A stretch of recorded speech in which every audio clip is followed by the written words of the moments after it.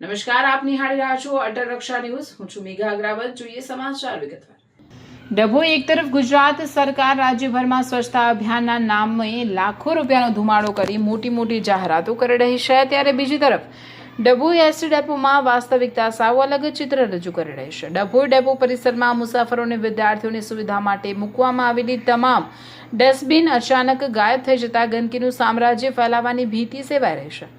દૈનિક હજારો મુસાફરોને 200 થી વધુ બસોની અવરજવર. ડભોઈ શહેર અને તાલુકાના ગ્રામ્ય વિસ્તારોને જોડતા મુખ્ય એસટી ડેપોમાં રોજના હજારો મુસાફરો, નોકરિયાતો અને શાળા કોલેજના વિદ્યાર્થીઓ અવરજવર કરે છે.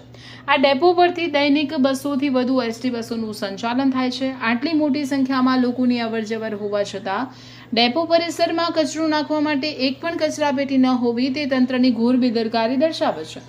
ડેપો પ્રશાસનની અણધડ નીતિ અને મુસાફરોની હાલાકી કચરો ફેંકવા બહાર જવું પડે છે. ડેપોમાં કચરાપેટીઓ ન હોવાને કારણે મુસાફરો અને વિદ્યાર્થીઓ ભારે મૂંઝવણમાં મુકાયા છે. નાસ્તો કે પાણીની બોટલ જેવા કચરાના નિકાલ માટે લોકોને ડેપો પરિસરની બહાર જવું પડે છે અથવા તો ના છૂટકે જાહેરમાં કચરો ફેંકવો પડે છે. ગંદકી અને રોગચાળાનો ભય, કચરાપેટીના અભાવે પ્લેટફોર્મ અને ડેપો પરિસરમાં ઠેર ઠેર કચરાના ઢગલા થવા લાગ્યા છે, જેના કારણે સ્વચ્છતા જોખમાય છે.